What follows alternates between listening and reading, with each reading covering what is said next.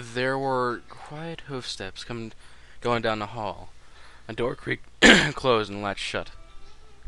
Lara was still awake, listening for the telltale sounds of Bonbon going to bed, waiting until she could be sure she wouldn't be disturbed. It was more for Bonbon's sake than her own. Lara had promised that she'd never try this again after the first disaster. She was sitting on her bed, with her journal on her nightstand. She raised up her front hooves in front of her face, closed her eyes, and concentrated. Slowly she felt the magic changing her. All this practice had made the spell much easier to cast, with fewer accidents. She hardly noticed the discomfort in the process anymore. It had only taken 2 nights after Bonbon's panic attack before Lyra just hadn't been able to resist trying out her handwriting again. Now she was doing this at least 3 nights a week. When she opened her eyes, she saw a perfect pair of hands. It was a sight that always managed to make her smile. She flexed her fingers, adjusting to the feel of them again. That would be the reaction if she tried to keep them like this. What would be the reaction if she tried to keep them like this? All the time? Keep them like this all the time? God damn it. And true, most ponies would probably react like Bonbon and had at least Lyra could still have hands at times like this when she was on her own. She picked up her journal and a quill and flipped to a blank page.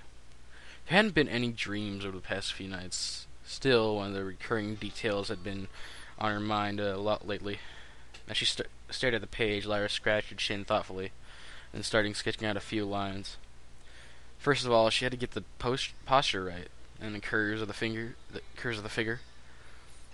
Female humans had some differences in their shape from the males. Lyra ran her fingers through her mane. It came to down to her shoulders, so she tried drawing it like that in a sketch. It didn't look quite right, so she made it a bit shorter. A human's neck wasn't as long as a pony's.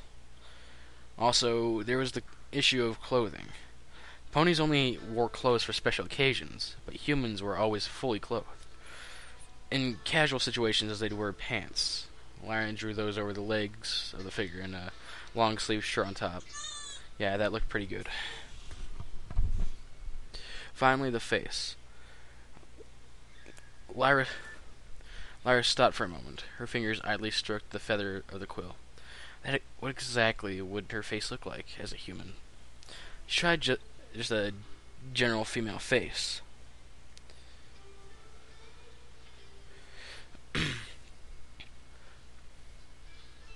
Her fingers idly stroked the... Damn it.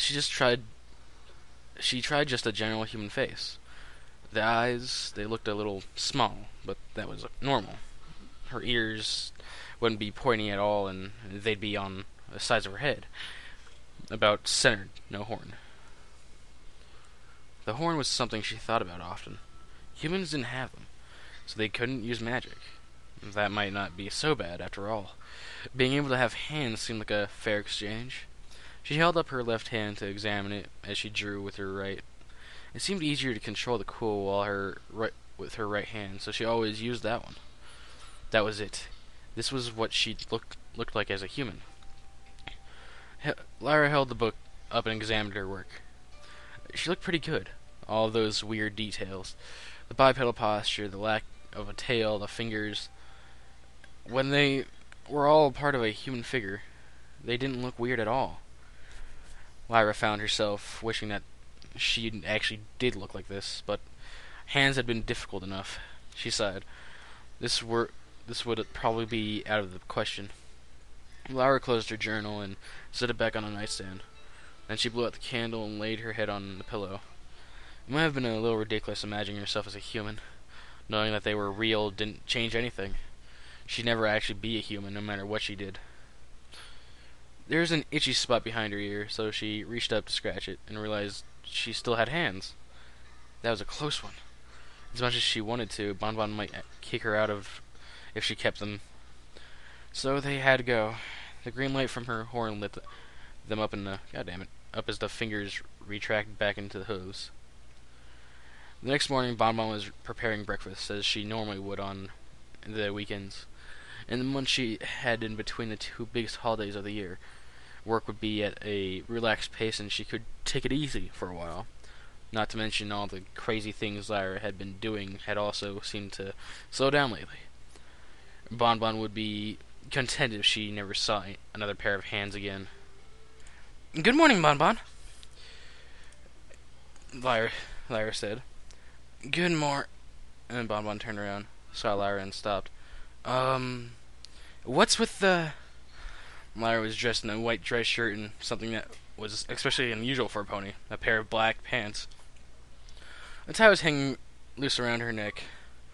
Bonbon had a sick feeling that she knew what this was all about, but hoped she was wrong. "I was going to head over to Rarity's later," Lyra said. "I thought you knew I was picking up my dress from the gala for the gala today."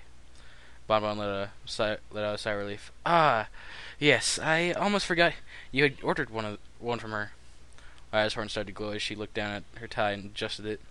"Anyway, humans dress like this all the time, and I was thinking I might make a habit out of it. Personally, I think it looks good on me." Bonbon stared at her. She started to speak, or tried to. She couldn't think of what to say. She looked down at Lyra's hooves to make sure they were, in fact, still hooves. It's... You don't like it?" Lyra said. Bonbon wrinkled her nose. "It's not that. I just think... Well, it must be a hassle getting dressed every day. Are you sure you want to put up with that kind of trouble?"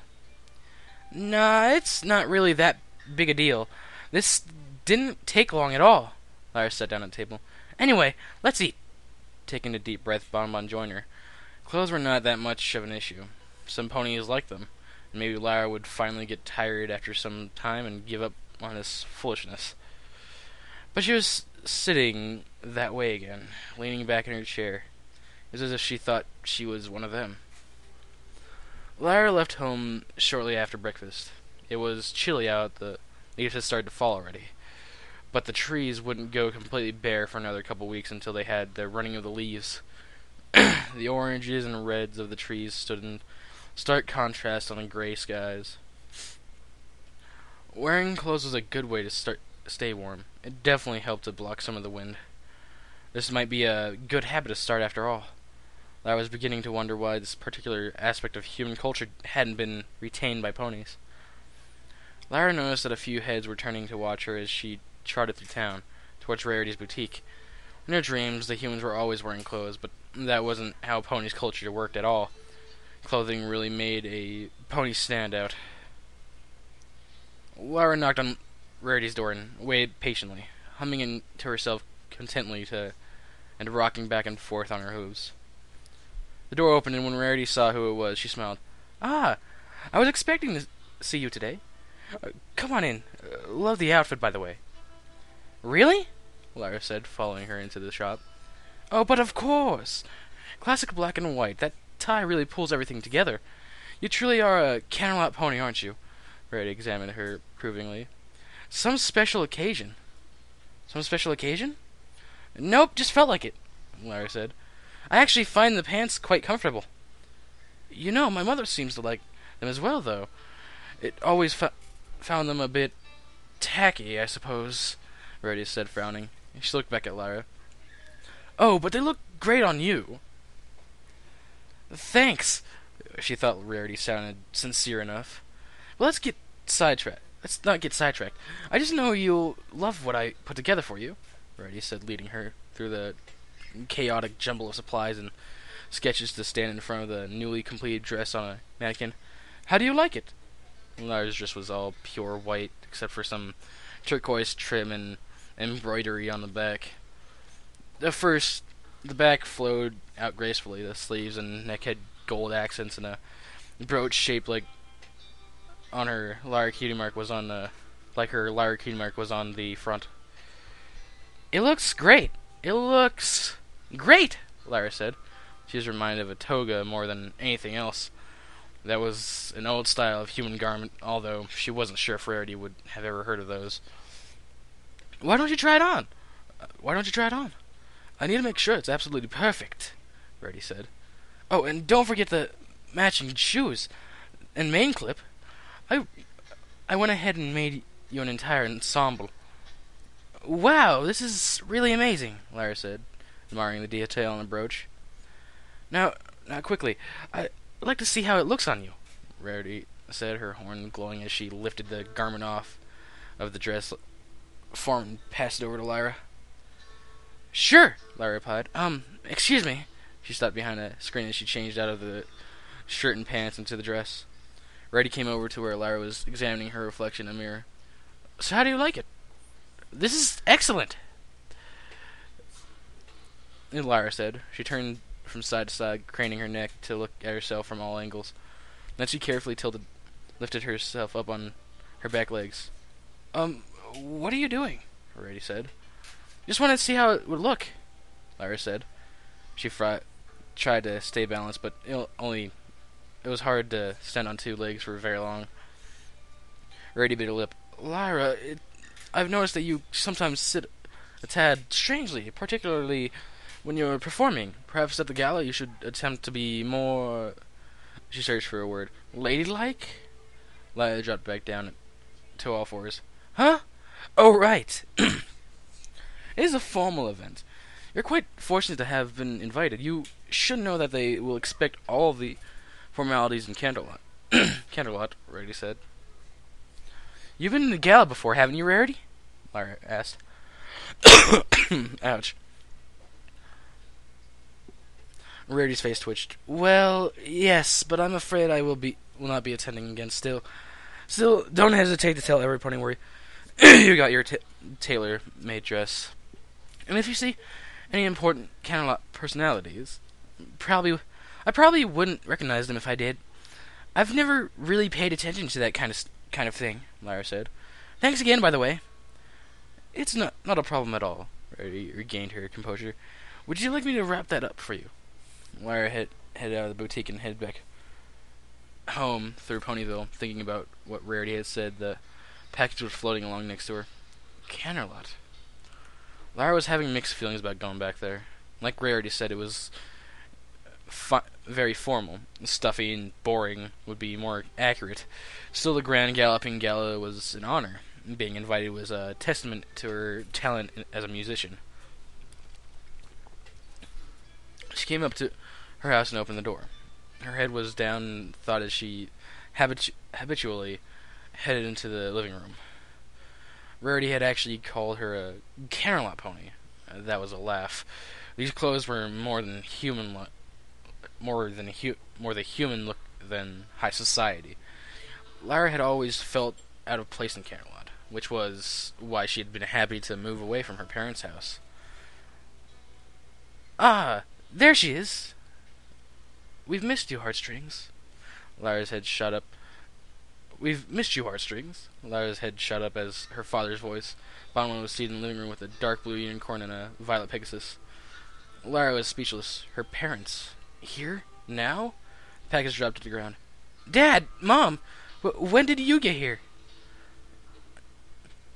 They just arrived a few minutes ago.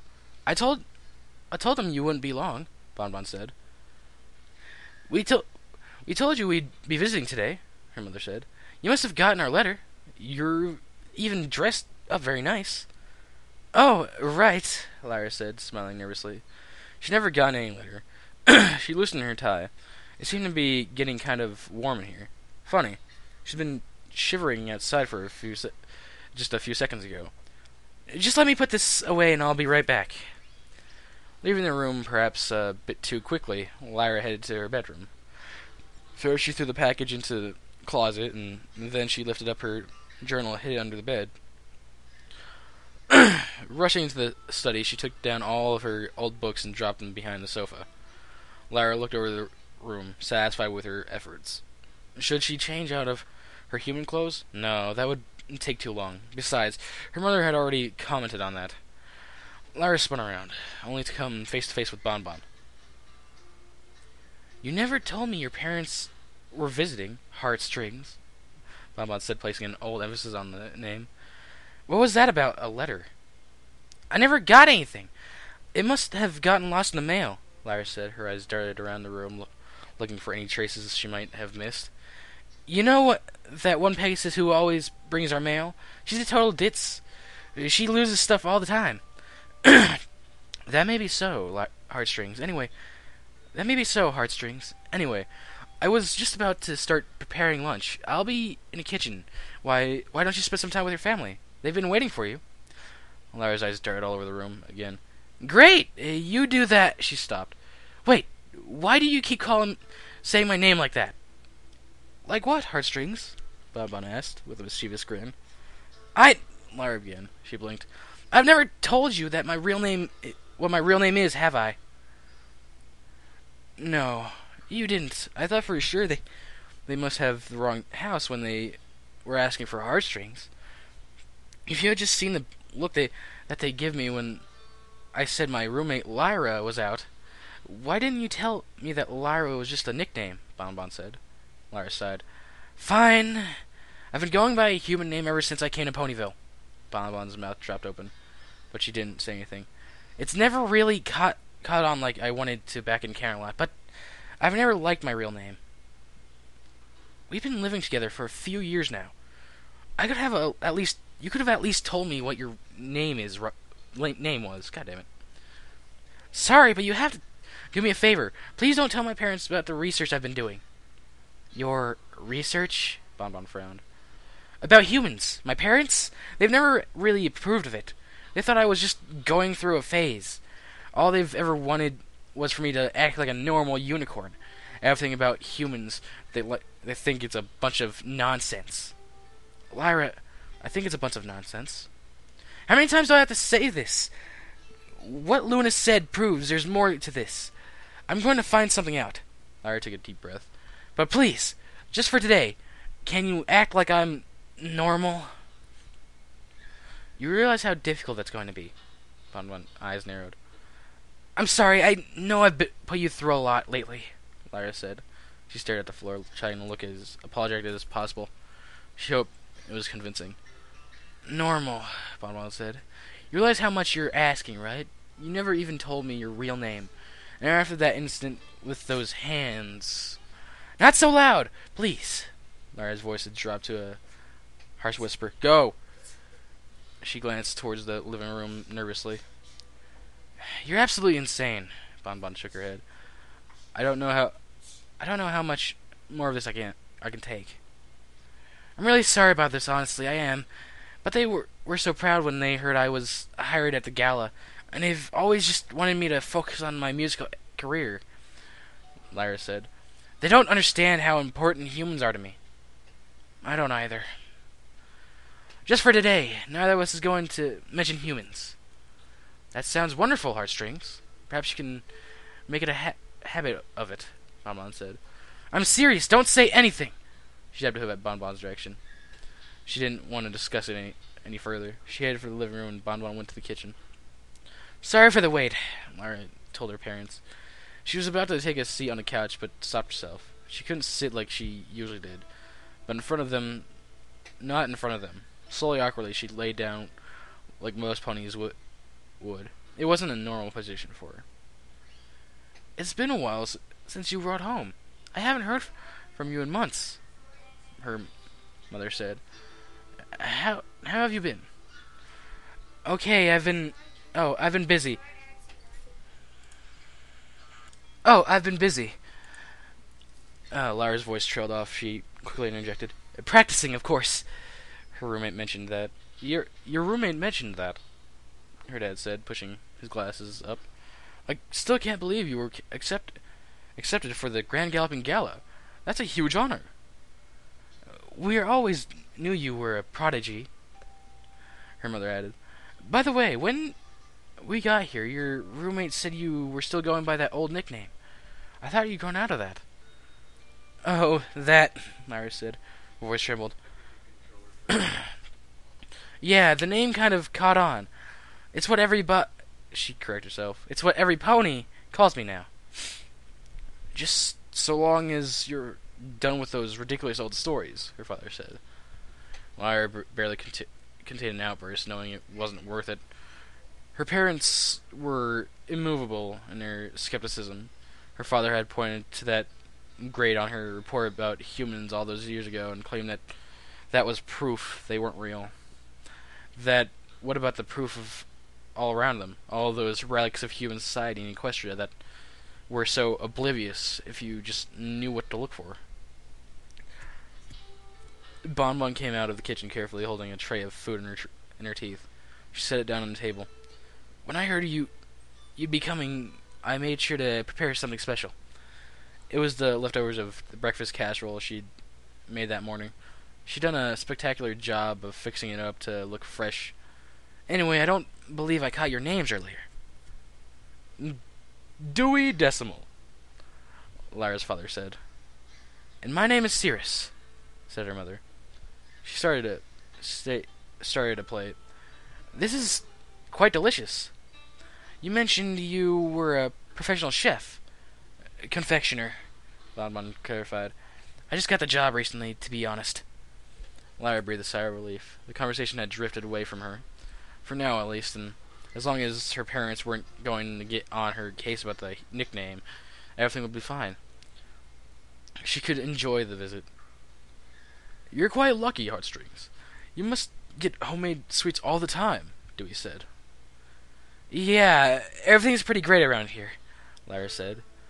Of course, Bonbon said. Everything's perfectly normal, Lyra said. Lyra added. Her father gave a nod of approval. Glad to hear it. Anyway, there's been a lot going on in Camelot ever since you left Heartstrings. Lyra winced at the name. She knew she'd be hearing it a lot today. But honestly, she was 16 years old, and she was an adult now, and she'd been living on her own for several years now. Her parents still treated her like a filly. The next few hours dragged by. Her mother started talking about the weather factory's plans for the coming winter. Her father just wanted to talk about Camelot society, which Bonbon seemed to absolutely love. Lyra suppressed a yawn. At one point, they asked Lyra to play some of her material for the gala. She got out her lyre and played a piece for them. She went through about half of it, and then I just repeated in the second part anyway, and then put the lyre back in its case. It would be great if you try to take your talent further, Bonbon said, nodding. Perhaps you should focus on it more. Well, there's been other things occupying my time. Lyra noticed the look on that Bonbon gave her, and knew exactly what she meant. Such as? Dewey leaned in, and Lyra had no idea what to say. Then there was a knocking at the door. Someone's here! Lyra's head shot up. I've got it. I'll go get it. She was glad to be away for a little bit. Whoever it was, this distraction was welcome. After Lyra left the room, Cirrus turned to Bonbon. We have been worried, although Heartstrings hasn't mentioned anything about humans to you, has she? When she was a filly, she was simply obsessed with them, and it's really not good for her. She's even still using that name. Part of her wanted to scream at them, telling these surprisingly normal Camelot ponies about the horrors she'd experienced because of her psychopath of a daughter. But instead, against her better judgment, she simply replied, Humans? No, of course not. What are those? I've certainly never heard of them. That's a relief. She must have forgotten all about them, Cirrus said. Bonbon glanced back towards the entry. Hello, Lyra. I was hoping you'd be home. Can I come in? It was Twilight's voice. Sure, my parents are over for a visit, though. That's fine. Twilight followed Lyra as they headed into the living room. She stopped once she saw Lyra's father. A smile spread across her face. Mr. Dewey, from Camelot. Twilight Sparkle. It's been a while since I've seen you, he said with a nod. I'd almost forgotten you were living here in Ponyville now. Lyra, you didn't tell me your father was Mr. Dewey, Twilight said, grinning. You've never asked, Lyra replied. Twilight seemed to be getting misty-eyed. I've really missed Camelot Library. It's the largest in Equestria. I used to spend hours there. How have you been, Twilight? Still studying for the princess, I assume? Dewey said. Of course, actually. She's given me a new assignment. I came over because I needed to pick up a book that Lyra borrowed. Twilight said. I thought you'd forgotten. It's the illustrated... Oh, that book, Lara cut her off. I didn't forget. In fact, it's in the study. We'll go right on back and get it.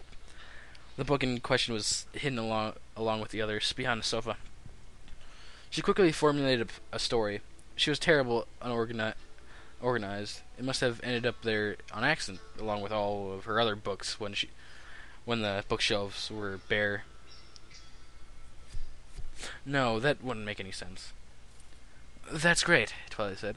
I probably wouldn't have remembered either, except that the princess wanted me to write up some information in a report for her. She thought she noticed that her hooves had begun sliding across the floor. Lara had gotten behind her and was pushing her towards the study. That's very interesting, Twilight. Let's go find that book. I'm sure you're very busy.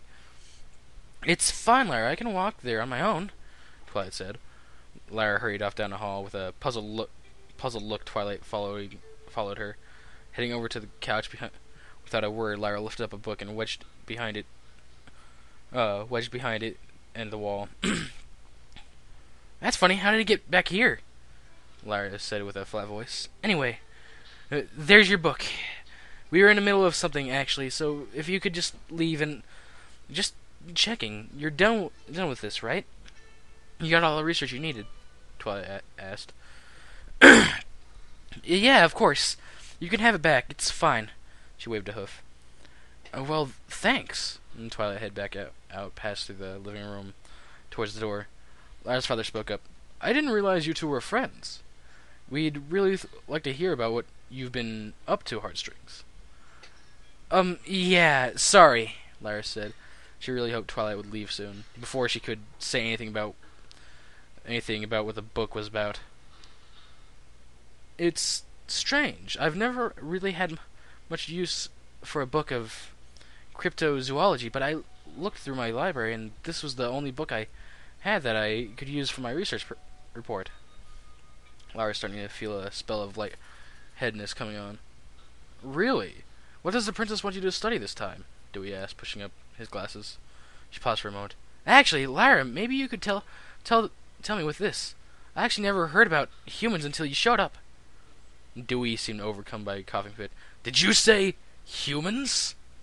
Lara's eyes darted to the side from side to side. Of course not, Twilight. I don't really know anything about...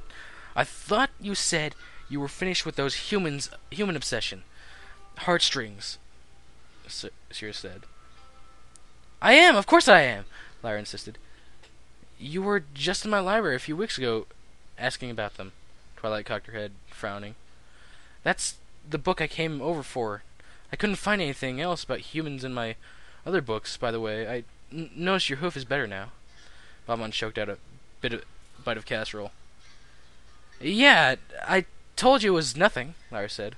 Her mind was filling up with questions.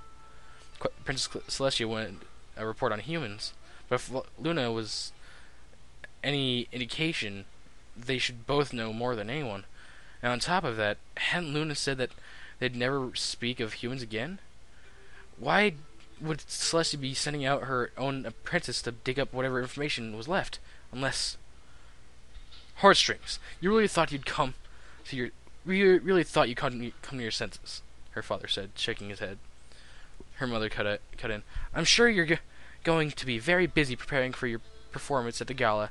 You only have a few months. It's probably best if Twilight just gets your paper written. He looked over at her. But I can't believe that the princess would really have you writing some ridiculous assignment. Twilight glanced back at the door. Maybe I came at a bad time? It's fine, Lara said. I'm done with humans. I really should focus on my music, shouldn't I? She couldn't believe what she was saying, but she had to speak carefully now. Twilight showing up like this was suddenly very suspicious. That's good to hear, Sirius said. She turned to the Dewey. I've always said you never should have given her those books in the first place. I never thought it would become such a problem, he said. Lara grinned nervously. I don't even have those books anymore, so... Well, thanks for giving me this back, Twilight said, moving slowly towards the door. The princess actually didn't tell me very much. She's always giving me extra research projects in addition to my usual studies. It's really nothing special. It's rather strange, Dewey said. But we shouldn't keep you from your work. You're right, I shouldn't stay longer than I have to, Twilight said. She quickly turned and bolted out the door. Lyra's parents turned to look at her. There was a long and painful silence. So, anyone want dessert? Bonbon offered. Dewey and Sirius said their farewells as night fell, and Lyra waved goodbye as their carriage started down the road back to Camelot. Once it was outside, she went back inside. I must say, your family surprises me, Bonbon told her as she stepped inside. They're so ordinary, knowing you. I expected them to be... She's onto us, Lyra said. Bonbon stared at her. Who? Princess Celestia. Bonbon put a hoof to her face. What inquest are you talking about now, Lyra? Do you honestly think it's a coincidence that Twilight's out asking around about humans? She's a princess's personal apprentice. She's spying on me because they know I know. Something nobody's supposed to know. Lyra's restlessly pacing back and forth across the room. It was starting again. They'd had a day that was almost normal, and Lyra had truly been able to pass as a reasonable, sane pony, and but the moment her parents were gone, she had snapped again. Lyra, Twilight's been our neighbor for over a year now. She's not a spy, Bonbon said. Then why does the princess need a report about humans? If Luna's any indication, I'd say that she probably already knows about them, Lyra said. It's me they're studying,